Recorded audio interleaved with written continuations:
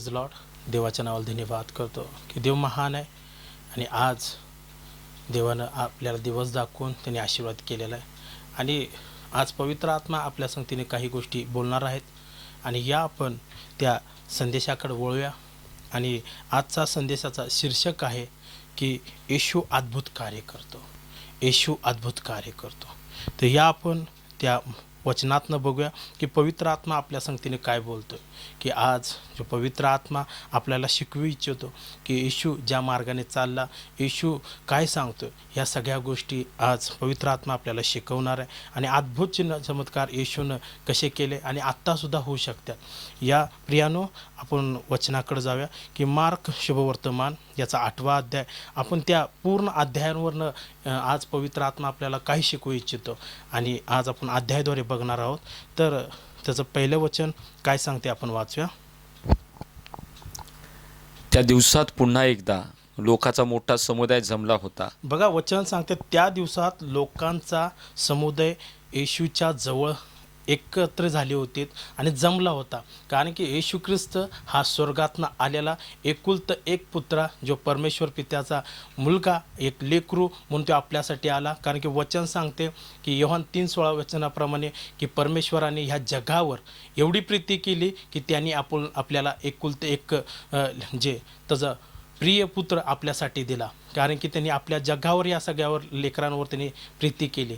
आणि त्यावेळेस येशू ख्रिस्त असता आणि येशू ख्रिस्ताच्या जवळ सगळीजण जमा झालीत. समुदाय जवळ आला आणि पुढं वचन काय सांगते. त्यांच्याजवळ खाव्यास काही नव्हते. बघा ज्यावेळेस समुदाय सगळा जवळ येशू ख्रिस्ताजवळ होता, येशू काय शिकवत होता, येशू काय सांगत होता आणि अशा वेळेस त्यांच्यापाशी खायला काय नव्हतं, प्यायला काय नव्हतं. आणि अशा गोष्टी होत असता पुढं वचन आपल्याला काय सांगते आपण पाहूया. म्हणून त्याने आपल्या शिष्यांना बोलावून म्हटले. आणि शिष्यांना बोलावले आणि म्हटले. पुढं वचन काय सांगते. मला या लोकांचा कळवळा येतो. बघा येशू म्हणतोय त्याच्या शिष्यांना. आणि येशू ह्या गावात त्या गावात जाऊन फिरत त्या परमेश्वरा पित्याचं वचन सांगत होता, संदेश सांगत होता, अद्भुत चिन्ह चमत्कार करत होता. आणि त्यावेळेस सगळी लोक येशू ख्रिस्ताच्या चरणाजवळ आलीत, बसलीच, येशू ख्रिस्ताच्या गहन गोष्टी ऐकायला लागलीत. आणि ऐकत असताना येशू ख्रिस्तानं ज्या शिष्यांना म्हणला, या सगळ्यांचा मला कळवळा या लागलाय. आणि कळवळा का आला येशू ख्रिस्त वचनातनं पुढं काय सांगतोय आपण पाहूया. कारण आज 3 दिवस, बघा वचन सांगते आज 3 दिवस झालं. म्हणजे येशू ख्रिस्ताच्या जवळ जे लोक समुदाय होता आणि जे लेकरं होतीत, जे वयस्कर होतीत व तरुण होतीत, लहान लेकरं होतीत, असे सगळे मिळून आज 3 दिवस झालं येशू ख्रिस्त म्हणतोय हे माझ्या जवळ आहेत, हे माझ्या जवळ आहेत. येशू म्हणतोय की 3 दिवस झालेत ते माझ्या जवळ आहेत. वचन पुढं काय सांगते आपण वाचूया. व त्यांच्याजवळ खाव्यास काही नाही. बघा त्यांच्याजवळ खायला काही नाही, पण खायला काही नाही, प्यायला काही नाही, तरी ते 3 दिवस झाले येशू ख्रिस्ताच्या चरणाजवळ बसले होते, ऐकत होते. येशू काही गहन गोष्टी सांगत होता. येशू म्हणत होता की आपल्या जीवनकथेवर आपण कसं राहिलं पाहिजे, चाललं पाहिजे, आपण कशा पद्धतीने का नाही राहिलं पाहिजे. ज्या गोष्टी आहेत, ज्या आज्ञापालनाच्या परमेश्वर पित्याच्या, त्या सगळ्या गोष्टी त्यांनी ऐकत बसले होते. त्यांना कुठल्या गोष्टीची तहान लागली नाही का? असं प्रियानो ऐका की त्यांना लागली असेल तहान, त्यांनी आणि बसल्या असताना आणि त्यांना भूक लागली असेल, सगळ्या गोष्टी झाल्या, दुःख आणि काय सगळ्या गोष्टी समस्या वाटल्या असतील, तरी पण त्यांनी 3 दिवस झालं ती येशू ख्रिस्ताच्या जवळ बसून येशू ख्रिस्त सांगत होता त्यांना सगळ्या गोष्टी. आणि ते 3 दिवस झाले येशू ख्रिस्तासोबत समोर बसून येशू ख्रिस्त शिकवत होता, ते शिक्षण त्यांनी घेत होते आणि येशू ख्रिस्ताला त्यांच्या सगळ्यांचा कळवळा आलेला आहे. आज जर आपण पुढं आपण वाचतोय तर तुम्हाला समजेल. आपण पुढचं वचन वाचूया.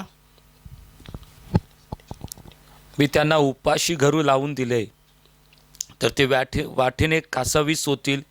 त्यातील कित्येक तर दुरून आलेले आहेत. बघा वचन काय सांगते की कित्येक लोक दुरून आलेले आहेत आणि त्यांना खायला काय नाही, त्यांना प्यायला काय नाही. आणि सांगतात की वचन सांगते की कित्येक लोक तर दुरून आलेले आहेत, लांब लांब गावानं आलेले आहेत आणि 3 दिवस झालं माझ्या संगतीनं बसलेत. फक्त प्रियानो 3 दिवस नाही, 3 दिवस आणि 3 रात्र येशू संगतीनं ते होते. येशू सांगत होता, येशू बोलत होता, ते ऐकून त्या गोष्टी करत होते. म्हणून येशू ख्रिस्ताला त्या सगळ्यांचा कळवळा आला. आणि तुम्हाला ह्या वचनातनं आज पवित्र आत्मा सांगू इच्छितो की 3 दिवस आणि 3 रात्र जर आपण येशूच्या चरणाजवळ बसतोय, आणि येशूच्या चरणाजवळ बसणं म्हणजे काय की आपण एका आपल्या खोलीत बसतोय. आणि हे लोक कुठं बसले होते? जर आपण पुढं वचन जर वाचत जातोय, काही गोष्टी पवित्र आत्मा आपल्याला वचनातनं सांगू इच्छितो, तर तुम्हाला समजल ते कुठं बसले होते. या आपण पुढं वाचूया, वचन काय सांगते.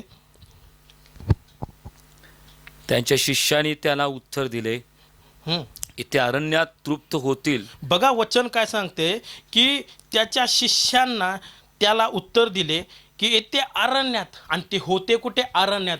अरण्यात म्हणजे जंगल जे असतं, जे झाडी झुडपे असतं, अशा जागेला येशू ख्रिस्तासोबत ते होते. आणि तुम्ही विचार करा की जिथं झाडी एरिया असतो, जंगल एरिया असतो, त्या मार्गाने आपण जात असताना आपल्याला थंड किती वाजते, आपल्याला कुठल्या गोष्टीची त्या थंडीची एकाना सहनशीलता होत नाही. पण हे 3 दिवस 3 रात्र येशू संगतीनं होती. येशू सांगत होता, येशूचं सगळ्या गोष्टी ते ऐकत होतीत आणि ते अरण्यात होतीत. आणि आज आपण 3 दिवस आणि 3 रात्र, एक लक्षात ठेवा की आपण जर आपल्या घरातल्या खोलीत जातोय, 4 भिंती ज्या आहेत त्या खोलीत आपण जातोय, आपला दार बंद करतोय, आपण खिडकी उघडतोय, खिडकी आपण बंद करतोय, आणि बंद करून जर आपण प्रार्थना करतोय आणि येशूचं ऐकतोय, येशूला आपल्या गहन गोष्टी सांगतोय, तर बघा पुढं या लेकरांच्या जीवनात कसा चिन्ह चमत्कार झाला. आणि फक्त चिन्ह चमत्कारच नाही, तर अद्भुत चिन्ह चमत्कार त्यांच्या जीवनात येशू ख्रिस्ताने केलेलं आता आपण पुढं वचनातनं बघत असताना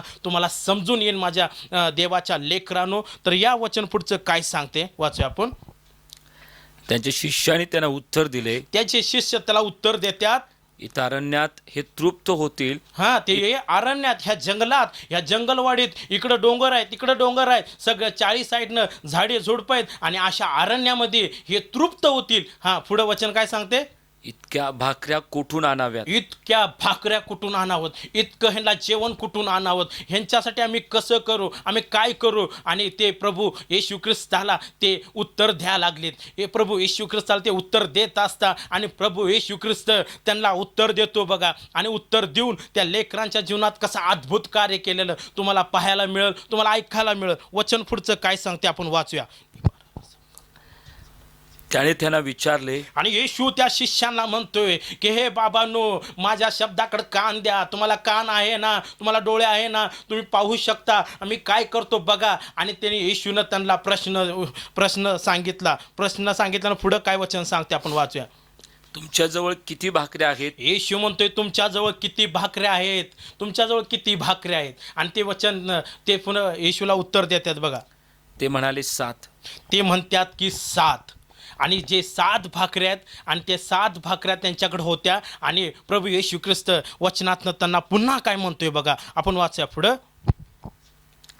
नंतर त्याने लोकांना जमिनीवर बसावयास आणि सांगितले. जे 7 भाकऱ्या होत्या, आणि येशू ख्रिस्तानं प्रश्न पुन्हा सांगितला त्याच्या शिष्य लोकांना, जो समुदाय सगळा जमलेला होता, जे लेकरं होते, जे वयस्कर होते, जे सगळे असे होते, त्या सगळ्यांना सांगितला की बाबा तुम्ही जमिनीवर बसा.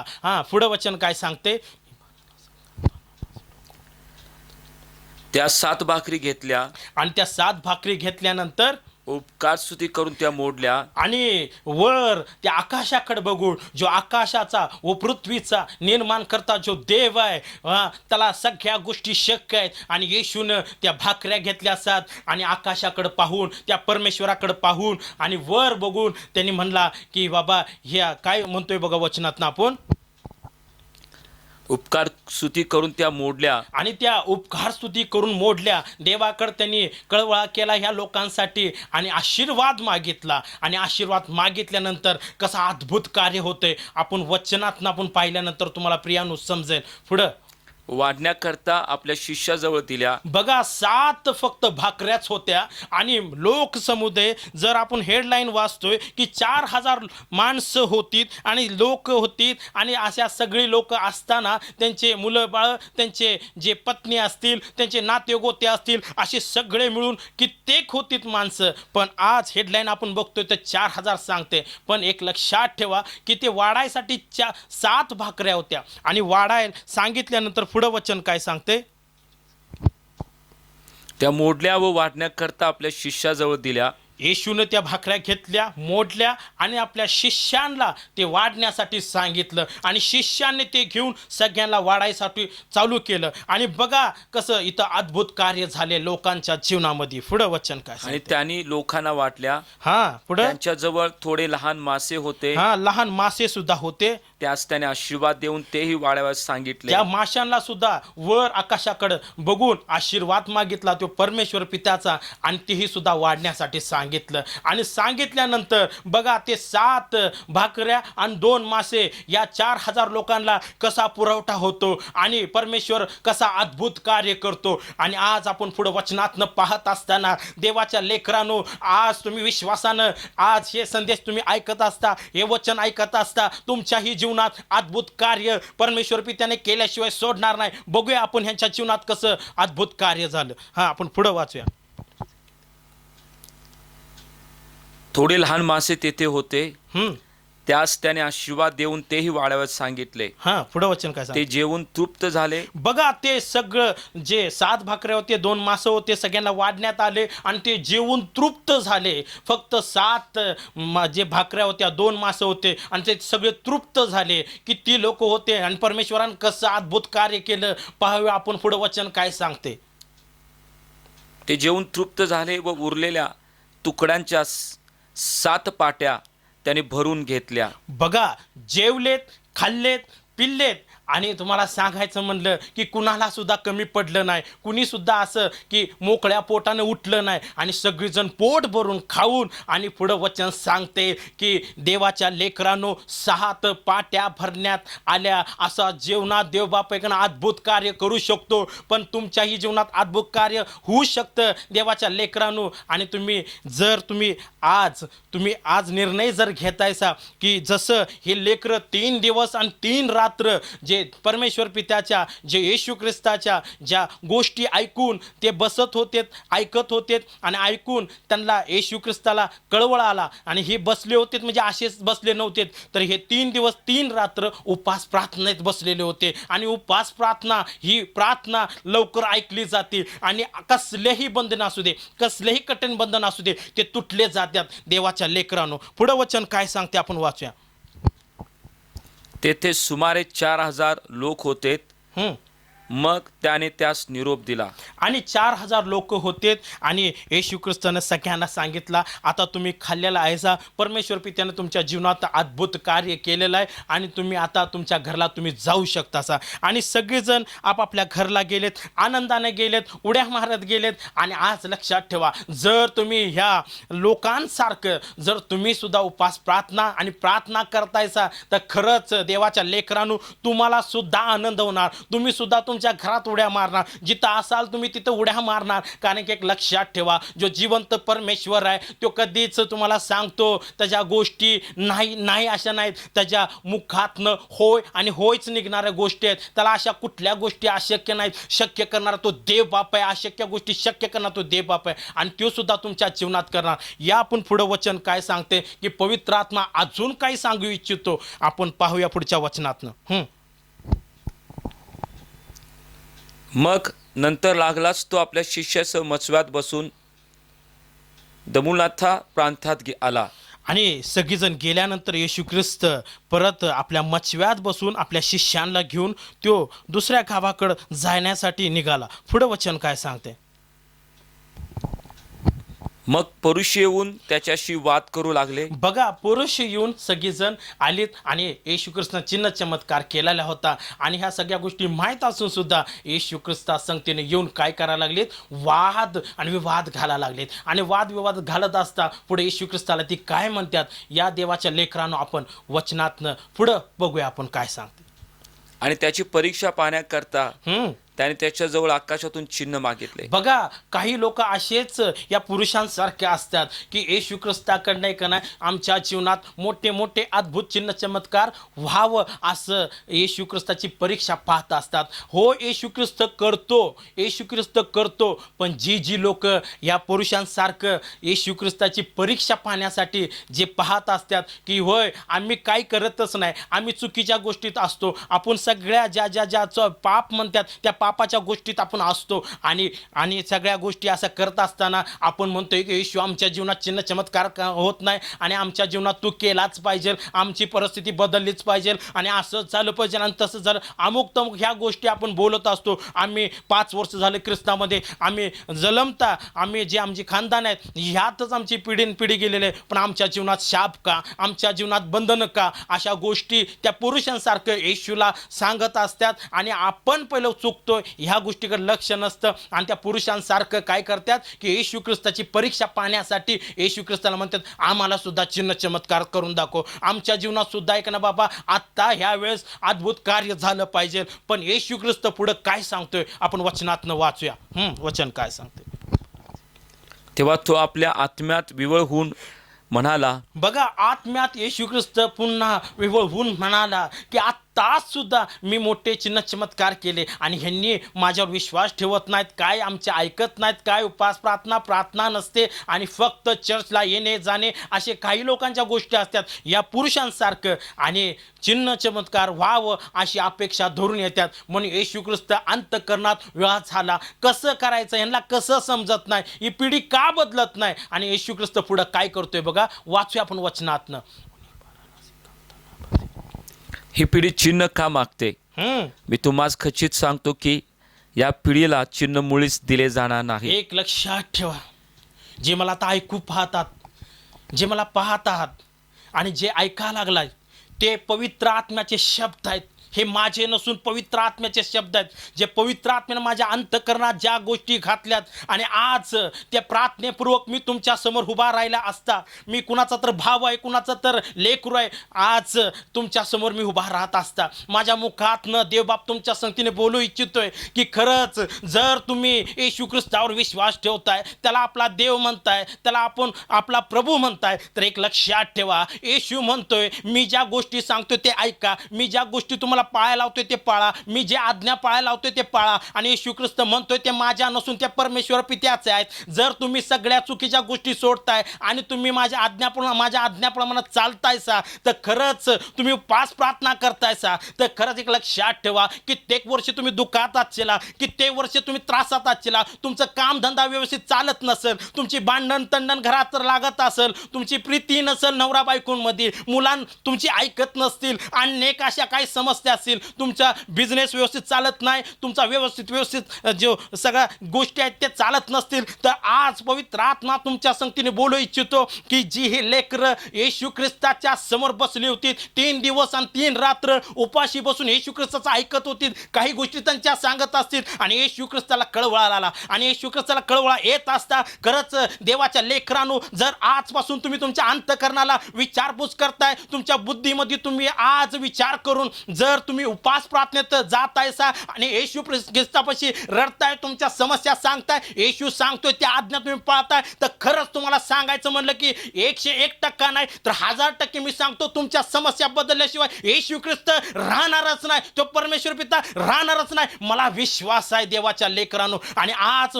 पवित्र आत्मा तुम्हाला सांगू इच्छितोय की तुम्ही करायला चालू करा, कारण की देवबाप तुमच्यासाठी दार उघडलेला आहे, तो अद्भुत कार्य करण्यासाठी, तो आशीर्वाद येण्यासाठी. ज्या समस्यामध्ये तुम्ही आहे, ज्या दुःखामध्ये तुम्ही आहे, ज्या तुम्ही त्रासामध्ये आहे, ज्या आजारामध्ये आहे, खरंच आज पवित्र आत्मा माझ्या मुखाद्वारे तुमच्या संगतीने बोलतोय की तुम्ही उपास प्रार्थनेत जावा, देवाच्या आज्ञा पाळा, शब्दात दिवस पाळा, जे सांगतोय पवित्र आत्मा त्या गोष्टी जर तुम्ही करतायसा, तर खरंच देवाच्या लेकरांना तुमच्या जीवनात सुद्धा अद्भुत कार्य झाल्याशिवाय येशू राहणारच नाही. येशू म्हणतोय मी तुम्हाला आशीर्वाद करणारच करणार आणि आशीर्वाद तो करणार, ह्या गोष्टीवर मला विश्वास आहे. आणि मी प्रार्थना आज देवबाप तुमच्या संगतीने बोलू इच्छित असताना तुम्ही ह्या गोष्टी करायला चालू करा. आणि जर ह्या गोष्टी करतायसा, खरंच देवबाप तुमच्या जीवनात तो कार्य केल्याशिवाय राहणार नाही, या गोष्टीवर मला विश्वास आहे. आणि आज पुढं वचनातनं पवित्र आत्मा आज तुम्हाला आणखीन काय सांगू इच्छितो, तर आज वचनात आपण पाहत असताना पवित्र आत्मा तुमच्या संगती आणखीन बोलणार आहेत. हां, पुढं वचन काय सांगते? नंतर तो त्या सर्वांना सोडून मछव्यात बसून पलीकडे गेला. आणि येशू ख्रिस्त त्यांच्या संगतीने बोलून आत्म्यात कळवळून तो पुन्हा मछव्यात बसला आणि बसून तो त्या पलीकडे गेला. हां, पुढं वचन काय सांगते? ते भाकरी घ्याव्यास विसरले होते. आणि ते भाकरी घ्यायला विसरले होते. कोण? त्याचे शिष्य लोक ते भाकरी घ्यायला विसरलेले होते. आणि बघा पुढं आता कसं ह्यांच्यामध्ये पण अविश्वास दाखवत्या त्यांनी. हां, पुढं. आणि मछव्यात त्यांच्याजवळ एकच भाकर होती. आणि मछव्यात ती सगळी शिष्य बसलीत, येशू सुद्धा बसला आणि त्यांच्यामध्ये आणि सगळ्यांमध्ये एकच फक्त भाकर होती. आणि पुढं काय होते आपण वचनातनं पवित्र आत्मा आपल्याला काय सांगू इच्छितो. हां, पुढं वचन. त्याने त्यास निशून सांगितले की सांभाळा, परुषाचे खमीर व हेरोदाचे खमीर याविषयी जपून राहा. बघा, तो जिवंत देव, तो जो येशू ख्रिस्त, ते स्वर्ग आकाश आणि लाखो देवदूत सोडून तो आपल्यामध्ये विराजमान झाला. जे शिष्य होते त्या शिष्यांसंगतीनं होता, त्या शिष्यांपाशी असे अद्भुत चिन्ह चमत्कार येशूने केले आणि ते शिष्यानं बघितलं सुद्धा होतं. आणि हे शिष्य लोक सुद्धा त्या खाण्यासाठी, त्या पिण्यासाठी, आपल्या गरजांसाठी, अशा सगळ्या गोष्टीसाठी ते काय करायला लागलेत की कळवायला लागलेत. आणि येशू त्यांना पुन्हा सांगतोय की सांभाळा, पुरुषांसारखे खंबीर नसावे, हेरोदासारखे खंबीर नसावे, जपून राहावा म्हणून सांगतोय. आणि आज तुम्हाला सांगायचं म्हटलं की असे काही भाऊ बहीण आहेत, ते सुद्धा प्रार्थना करतात, उपास प्रार्थना करतात, आणि शैतान येतो आणि कानात फुकतो की बाबा तुझे ह्या समस्या आहेत, तुझ्या त्या समस्या आहेत, आणि तू त्या प्रार्थना काय करत बसलायस, जा उठ कामाचं बघ, तुझ्या लेकरांचं बघ. आणि ह्या सगळ्या व्यतिरिक्त पवित्र आत्मा म्हणतोय की तू प्रार्थना कर, आणि प्रार्थना करणार तर तुझ्या जीवनात येशू चिन्ह अद्भुत कार्य केल्याशिवाय राहणारच नाही. तर या पुढं अजून येशू त्यांना कसं समजवते आणि आज पवित्र आत्मा तुम्हाला कसा समजवते, या आपण पुढच्या वचनात आपण पाहूया. तेव्हा आपल्याजवळ भाकरे नाहीत असे ते आपसात चर्चा करू लागले. आणि भाकरी नव्हती म्हणून हे चर्चा करू लागले. आणि येशूने ह्यांच्याकडून पुन्हा निशून पाहून काय सांगते आपण बघूया. हे जाणून येशू त्यांना म्हणाला, तुमच्याजवळ भाकरी नाहीत, हां, याविषयी चर्चा का करता? हां, पुढं. तुम्ही अजून ध्यानात आणत नाही व समजतही नाही काय? तुमचे अंतःकरण कठीण झाले आहे. आणि आज काही लोकांचा बाप्तिस्मा झालेला आहे. काही लोक प्रार्थना करतात दर संडे, एव्हरी संडे ते प्रार्थनेला जातात, शब्दात पाळतात, आणि अशा सगळ्या गोष्टी करत असता पुन्हा होईल का नाही होईल, माझ्या जीवनात अद्भुत कार्य होतं का नाही होतं, अशा गोष्टी मनात ठेवतात. माझ्या ह्या समस्या, माझ्या त्या समस्या, हे वज डोक्यावरच आपल्या घेऊन बसलेल्या असतात. येशू खडते देत नाहीत.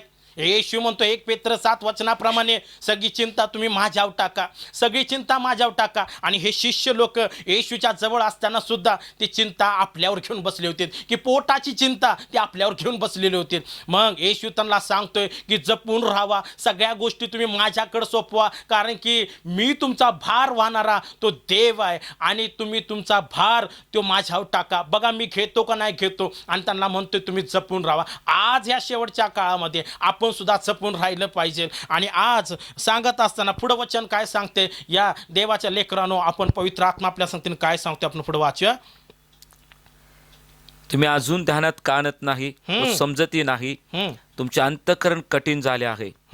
डोळे असून तुम्हाला दिसत नाही काय? बघा, डोळे असून सुद्धा तुम्हाला दिसत नाही काय? आज पवित्र आत्मा काही लोकांसंगतीने बोलायला लागलाय की तुम्ही वचन वाचल्या असतील, आणि काही चर्चेसमध्ये तुम्ही गेला असतील, काही सभासदांमध्ये तुम्ही गेला असतील, तिथं परमेश्वर पिताचा जो पवित्र आत्मा त्याच्याकडे येणारा तो आज त्या सभासनामध्ये, त्या मंदिरांमध्ये तिथं चिन्ह चमत्कार करतोय. म्हणून देव आज म्हणतोय तो पवित्र आत्मा, तुम्हाला डोळे असून तुम्ही बघितताय का नाही, तुम्हाला डोळे असून सुद्धा तुम्ही बघतायसा का नाही, एवढे चिन्ह चमत्कार अद्भुत होत्यात, पण तुम्ही तुमची चिंता तुमच्यापाशीच ठेवताय. आणि पुढं वचन काय सांगते आपण वाचूया. कान असून तुम्हाला ऐकू येत नाही काय? तुम्हाला आठवण नाही काय? बघा, तुम्हाला कान असून सुद्धा तुम्हाला ऐकू येत नाही काय? आणि पुढं वचन काय सांगते, वाचू आपण. मी 5,000 लोकांना 5 भाकरी मोडून वाटून दिल्या. आता मेन मुद्दा पवित्र आत्म्याला तुम्हाला काय सांगायचं, की वचन काय सांगते बघा. मी 5,000 लोकांना, 5,000 ह्यो शब्द, ह्यो आकडा लक्षात ठेवा. ते वचन सांगते की 5,000 लोकांना. जर मागच्या अध्यायामध्ये आपण जातोय प्रियानो, तर तिथं वाचतोय तर येशू ख्रिस्तानं तिथं 5,000 लोकांना पण नाही का नाही त्यांनी भोजन घालू आणि त्यांना तृप्त केलं होतं, त्यांना आशीर्वादित केलं होतं, अद्भुत कार्य केलं होतं. आणि तेच या अध्यायामध्ये येशू ख्रिस्त सांगू इच्छितोय त्याच्या शिष्य लोकांना, आणि आज तुम्हाला आणि सगळ्यांना सांगू इच्छितो की मी 5,000 लोकांना 5 भाकरी, पुढं 5,000 लोकांना 5 भाकरी मोडून वाटून दिल्या. तेव्हा तुम्ही तुकड्याच्या किती टोपल्या भरून घेतल्या? बघा, 5,000 लोकांना ज्या 5 भाकऱ्या मोडून मी तुमच्याकडे दिल्या होत्या आणि त्या तुम्ही सगळ्यांना वाटल्या, आणि टोपल्या किती भरल्या?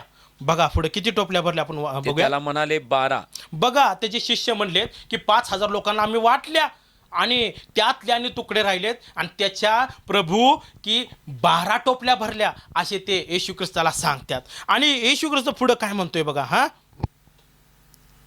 तसेच 4,000 या लोकांसाठी 7 भाकरी मोडल्या. तेव्हा तुम्ही किती पाट्या भरून घेतलेत? बघा, इथं पुढच्या वचनात सांगते की 4,000 लोकांसाठी ज्या 7 भाकऱ्या मी मोडल्या आणि तुमच्याकडे दिल्या, तुम्ही सगळ्यांना वाटल्या, आणि वाटल्यानंतर त्याच्या टोपल्या किती भरल्या की 7 सांगते. तर बघा, पवित्र आत्म्याला काय सांगायचं आहे देवाच्या लेकरानो, व्यवस्थित आहे का? की वचन सांगते की 19 की मी 5,000 लोकांना जेव्हा 5 ज्या भाकऱ्या आहेत ती मोडल्या, तुमच्याकडे दिल्या, आणि दिल्यानंतर तुम्ही वाटल्यानंतर की 12 ह्या टोपल्या भरल्या. आणि पुढं वचन सांगते की मी तसेच 4,000 लोकांना की त्या 7 भाकऱ्या मोडून तुमच्याकडे दिल्या, आणि मोडून दिल्यानंतर तुम्ही त्या वाटल्या, आणि वाटल्यानंतर 7 टोपल्या भरल्या. तर बघा, पवित्र आत्मा आज काय सांगतोय, जे 12 ह्या गोष्टी टोपल्या जे दर्शवते की तो 12ही महिने तुम्हाला तो देण्यासाठी तो तयार आहे. पण घेणारे पाहिजे कसे पाहिजे? ते आत्म्याने आणि खरे सत्याने त्या देवाकडं आपण मागितलं पाहिजे. तो 12ही महिने तुम्हाला देण्यासाठी तयार आहे. 12ही महिने तुमच्या जीवनात तो अद्भुत कार्य करण्यासाठी तो तयार आहे. तर आज आपण उपवास प्रार्थनेद्वारे आपण मागितलं पाहिजे. आणि वचन खालचं सांगते 20 की 4,000 लोकांना ज्या मोडून दिल्या भाकऱ्या आणि त्याच्या टोपल्या भरल्या, 7 टोपल्या भरल्या. तो म्हणतोय मी 7ही दिवस तुम्हाला खायला द्यायला तयार आहे. 7ही दिवस तुमच्या जीवनात मी अद्भुत कार्य करण्यासाठी मी तयार आहे. तुम्हाला 7ही दिवस आणि 12ही महिने मी संरक्षण देण्यासाठी तयार आहे. तुमच्या कामात धंद्यात सगळ्याही गोष्टीत मी आशीर्वादित करण्यासाठी मी तयार आहे. आणि तो म्हणतोय की आज 12 महिने आणि 7 दिवस मी तुम्हाला देण्यासाठी तयार आहे. घ्यायला तुम्ही तयार आहात का? जर घेणार असाल तर आज या लोकसमुदायासारखं तुम्ही उपवास आणि प्रार्थना केली पाहिजे. आणि जर उपवास आणि प्रार्थना करताय तर खरंच तुम्हाला सांगायचं म्हणलं, तुम्ही साक्ष सांगशीला की तो देव म्हणतोय की मी तुमच्या जीवनात अद्भुत कार्य करणारा देव आहे, आणि तो तुमच्या जीवनात अद्भुत कार्य करणार. पण कधी करणार? त्या पुरुषासारखं आपण नसावं. आपण पुरुषासारखं नुसतं आम्ही प्रभूवर विश्वास ठेवतो, परमेश्वर पित्यावर विश्वास ठेवतो आणि म्हणणार आमच्या जीवनात आशीर्वाद येऊ दे, आमच्या जीवनात आशीर्वाद येऊ दे. असा आशीर्वाद येत नाही. या जगात तुम्हाला सांगायचं म्हणलं की गेला कष्ट दिवसभर केल्यानंतर मग दिवसाची तुम्हाला जे काय तनखा असेल ते मिळते, आणि मग ती तनखा इकडं तिकडं दिल्यानंतर तुम्हाला वस्तू ज्या गरजेच्या आहेत त्या मिळतात. पण एक लक्षात ठेवा, येशू ख्रिस्तापाशी जर तुम्ही कष्ट करतायसा, आणि ते कष्ट म्हणजे काय की पाट्या उचलले नाही, अन्य कसं वजं उचललं नाही, पोती उचलणे असं नाही, तर जाऊन आपल्या पित्यापाशी आपल्या बापापाशी त्या रडलं पाहिजे, आणि रडून आपल्या ज्या गोष्टी आहेत आपण सांगितल्या पाहिजे. आणि कारण वचन सांगते मत्ती 7:7 प्रमाणे की मागा म्हणजे मी तुम्हाला देईन, असं तो परमेश्वर पिता म्हणतोय. ते येशू ख्रिस्त तो म्हणतोय. पुढचं वचन सांगते की ठोका म्हणजे तुमच्यासाठी उघडलं जाईल, शोधा म्हणजे तुमच्यासाठी सापडेल. तर आज परमेश्वर पित्याला त्या येशू ख्रिस्ताला त्या त्रेक्य देवाला आज अशी लोक पाहिजे आहेत की मागणारे पाहिजे आहेत, फक्त मुखाकडनं नाही अंतकरणातनं मागणारे पाहिजे. लक्षात ठेवा की तो 12 महिने देण्यासाठी तयार आहे. तो एवढा मोठा खजिना आहे की वचन सांगते मला की 3-10 वचनाप्रमाणे की आकाश कपाट तच आहे. त्या आकाश कपाटामध्ये इतकं धन दौलत आहे, सगळ्या गोष्टी आहेत. जर तुम्ही मागतायसा तर खरंच तुम्हाला सांगायचं म्हणलं तो तुमच्या जीवनात देणार. तुमचं दुःख असेल, आणखीन अडचणी असतील, आणखीन ज्या तुमच्या समस्या असतील, मला ठाऊक नाही आज पवित्र आत्मा काही लोकांसंगतीने बोलायला लागले. तुमच्या कसल्याही समस्या असू दे, तो म्हणतोय मत्ती 19 आणि 26 वचनाप्रमाणे मला काही कुठल्या गोष्टी अशक्य नाहीत, सगळ्या गोष्टी मला शक्य आहेत. तुमच्या कसल्याही गोष्टी अशक्य असू दे, जे तुम्हाला वाटतात माझ्यासाठी अशक्य आहेत, तुमच्यासाठी अशक्य आहेत, पण या येशूसाठी सगळ्याही गोष्टी शक्य आहेत. तो सगळ्या गोष्टी करू शकतो कारण की तो महान परमेश्वर पिता आहे. तो करू शकतो. तुम्ही मागून तर बघा, तुम्ही मागितलं पाहिजे. तुम्ही मत्ती 7:7 मागितलं पाहिजे. उपास प्रार्थनेद्वारे तुम्ही जाऊन मागितलं पाहिजे, रडलं पाहिजे. जसं आपल्या आई बापांकडे आपण मागतोय काही वेळानं त्यांनी देतात, तसंच हा जगाचा जो पिता परमेश्वर आहे त्याच्याकडनं आपण मागतोय.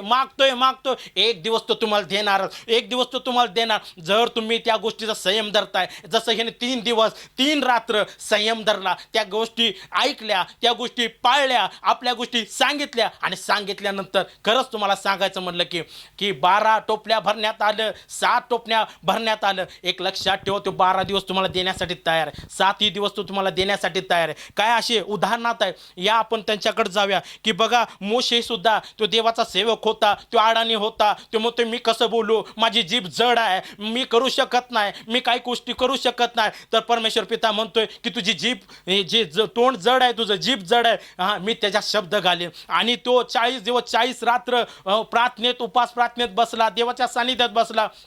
10 मोठे अद्भुत कार्य देवाने त्याच्याकडनं करून घेण्यात आली. परत तुम्हाला सांगायचं म्हणलं की दानिएल होता, तो देवाच्या सानिध्यात बसणारा होता, उपास प्रार्थना करणारा होता, देवाला भिवून चालणारा होता, सगळ्या आज्ञा पाळणारा होता. आणि तुम्हाला सांगायचं म्हटलं काही चुकी नसताना ज्या गोळेमध्ये त्याला टाकण्यात आलं सिंहाच्या, तर एक लक्षात ठेवा सिंहाचे तोंडे त्या परमेश्वराने बंद केले आणि त्या दानिएलला कुठल्याही गोष्टीची इजा झाली नाही. आणि तुम्हाला सांगायचं म्हटलं की जो योना त्याला सांगितलं होतं बाबा इकडे तू जा आणि जाऊन माझं काम कर, त्यांनी केला नाही, दुसऱ्या साईडला गेला. आणि तुम्हाला सांगायचं म्हटलं जी विपत्ती आली ती विपत्ती माशाच्या तोंडात जाऊन तो पडला, माशानं त्याला गिळलं आणि गिळल्यानंतर त्या माशाच्या पोटात तो प्रार्थना करत होता, रडत होता, माझ्याकडनं चुकलं, मला माफ कर, मी तुझं काम केलं नाही. आणि अशा गोष्टी करत असता परमेश्वर पित्यानं त्याची पण प्रार्थना ऐकली, त्याला त्यातनं त्या बंधनातनं मुक्त केलं. आणि अशा गोष्टी करत असता शद्रक मेशक अबेदनेगो जे परमेश्वराचे सेवक होते, परमेश्वराला भिवून चालणारे होते, आणि तुम्हाला सांगायचं म्हणलं की त्यांच्यापाशी काही संकट आलीत आणि संकट आल्यानंतर त्यांना ज्या तप्ती भट्टीमध्ये टाकण्यात आलं, तर एक लक्षात ठेवा त्या तप्त भट्टीमध्ये त्यांना ते इजा झाल्या नाहीत, त्यांना उष्णता झाली नाही, तर त्याला थंड वाजत होती कारण की जो परमेश्वर पिता महान त्यांच्या संगतीनं होता आणि त्यांना त्यात गौरव मिळाला. एक लक्षात ठेवा जर परमेश्वराचं तुम्ही काम सुद्धा करताय, परमेश्वर तुम्ही आज्ञा पाळताय, परमेश्वर म्हणण्याप्रमाणे चालताय, तर एक लक्षात ठेवा तुमचे संकट ते बदलून जातील. जे संकटामध्ये तुम्ही आहे, जे दुःखामध्ये आहे, ज्या अडचणीमध्ये आहे, ज्या तुम्ही रोगात आहे, ज्या त्या अडचणीमध्ये आहे, त्यातनं तुम्हाला तो बरं करण्यासाठी तो परमेश्वर पिता समर्थ देव आहे, ज्यांनी आकाश पृथ्वी या जगातले सगळे अवघे त्यांनी तयार केले, जे आपल्याला खाणं पिणं सगळ्या गोष्टी तयार केलं. तो परमेश्वर आज म्हणतोय की तुम्ही माझ्याकडनं मागा, पण मागत असताना कसं मला दे असं नाही, तर आपण कळवळून रडून आपण आपल्या खोलीत जातोय, म्हणजेच आपण अरण्यात जातोय. आणि जाऊन जर तुम्ही मागतायसा तर खरंच लक्षात ठेवा की मंगळवार सोमवार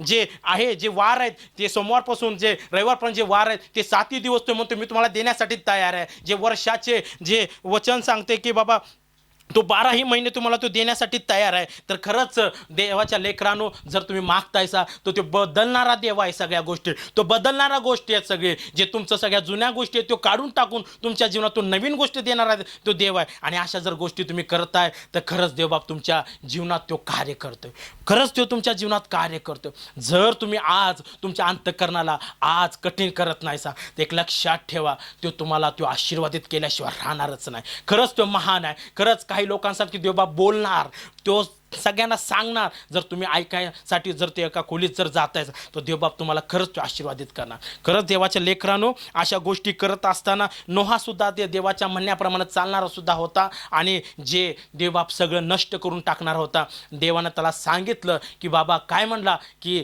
तू जा आणि मी सांगतो या अशा पद्धतीनं तू काय कर, जहाज बांध.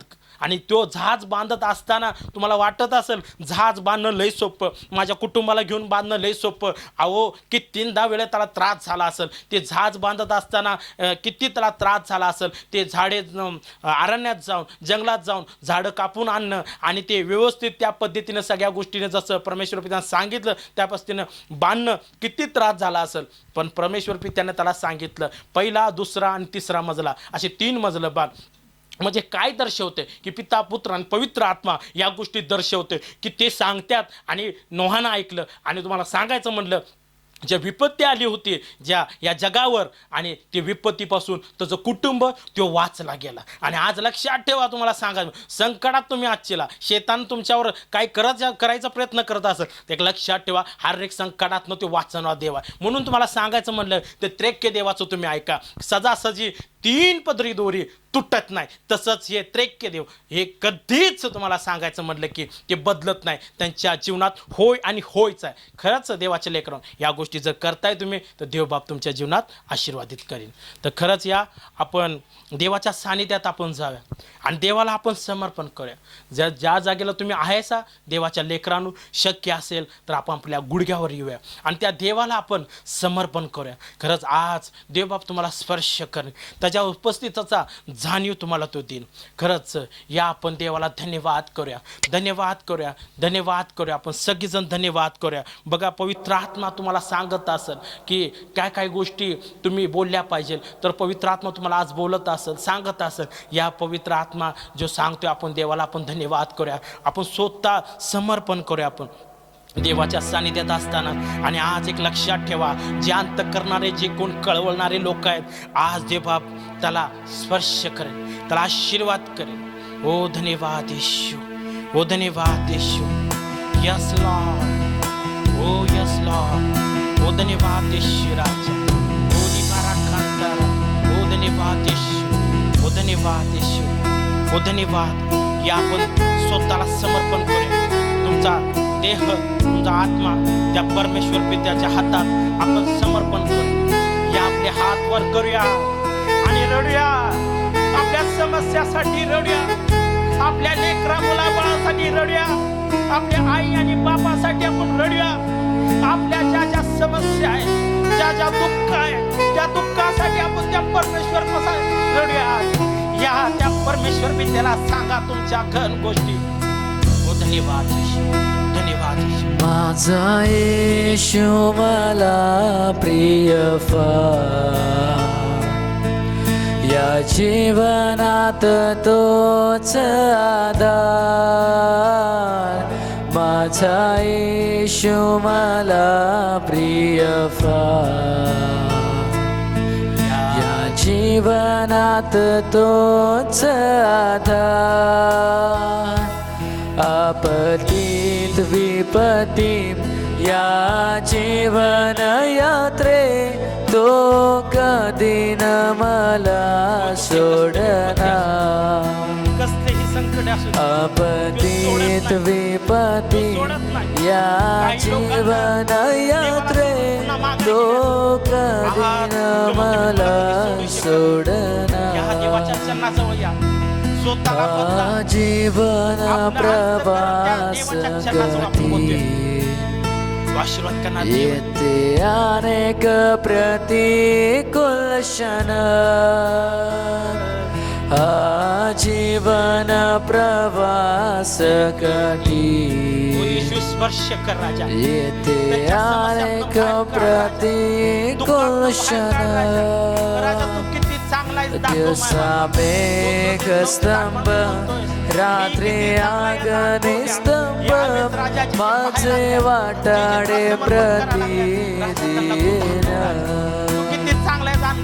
दिवसा मेघ स्तंभ, रात्री अग्निस्तंभ, माझे माझे वाटाडे प्रतिदिन हो राजा कार्य कर त्यांच्या जीवनात माझ्या येशू मला प्रिय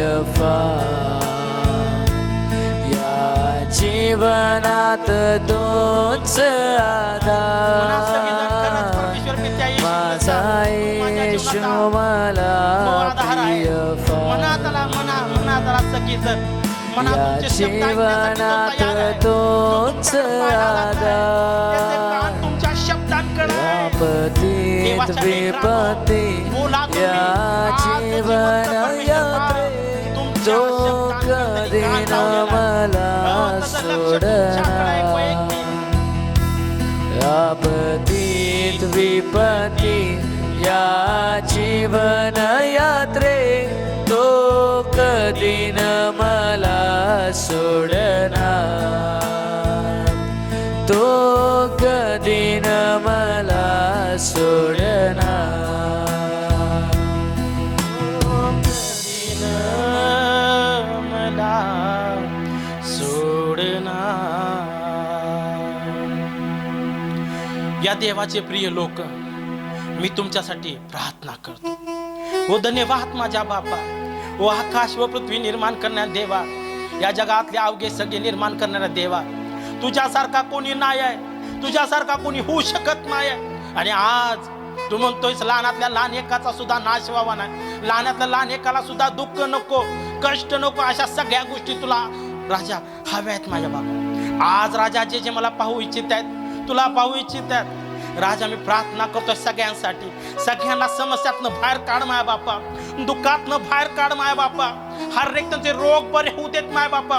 हर एक माझ्या बापा, पायाचा रोग असेल, पोटाचा रोग असेल, अनेक ज्या ज्या शरीरामध्ये राजा जे रोग असतील, यावेळेस रोग येशूच्या सामर्थ्याने नष्ट होऊ देत ना बापा. हर एक दुरात्म्याचं कार्य धमकून लावतो. लूक 19 वचनाप्रमाणे राजा सगळ्यांना तू स्पर्श केलास त्याबद्दल धन्यवाद. तू म्हणतोय ज्यांना तू आशीर्वाद करशील त्यांना मी आशीर्वाद करतो. जे पाहणारे लोक आहेत माझ्या बापा, त्या सगळ्यांना मी येशू तुझ्या सामर्थ्या नावात आशीर्वादित करतो माझ्या बापा. आणि राजा तू त्यांना आशीर्वाद केलास त्याबद्दल धन्यवाद ना. खरंच राजा मी प्रार्थना करतो की राजा तू कार्य केलास त्याबद्दल धन्यवाद. अद्भुत कार्य त्यांच्या जीवनात झालं त्याबद्दल धन्यवाद ना बापा. हो राजा तू म्हणतोयस मागण्या आणि कल्पनेच्या पुढे मी देणारा देव आहे. राजा दिलास त्याबद्दल धन्यवाद माझ्या बापा. तुझ्या नावाला धन्यवाद करतो माझ्या. तू महान आहेस माझ्या बापा. पवित्र आत्म्या या वचनाद्वारे तू बोललास त्याबद्दल धन्यवाद राजा. राजा पुढचं जे येणार आहेत राजा संदेश वचन त्याद्वारे आणि पुन्हा बोल माझ्या बापा म्हणून प्रार्थना करतो राजा. हो तुझ्या नावाला धन्यवाद करतो. इथून पुढची वेळ सर्व तुझ्या हातात. ही प्रार्थना मी येशूच्या सामर्थ्यात मागतो. आमेन आमेन. प्रेज लॉर्ड सगळ्यांना. तर खरंच तुम्ही ऐकून तुमचे प्रिय लोक, तुमचे बहीण भाव, तुमचे गणगोतात ते सगळी लोक असतील, हो सर्वांना ह्या गोष्टी तुम्ही पाठवा जे परमेश्वर आज तुमच्या संगतीने बोलला. कारण की ते सगळीजण दुःखात असतील आणि अडचणीत असतील, ते सुद्धा आशीर्वादित होईल. लाईक करा, शेअर करा. देव तुम्हाला आशीर्वादित करो. आमीन.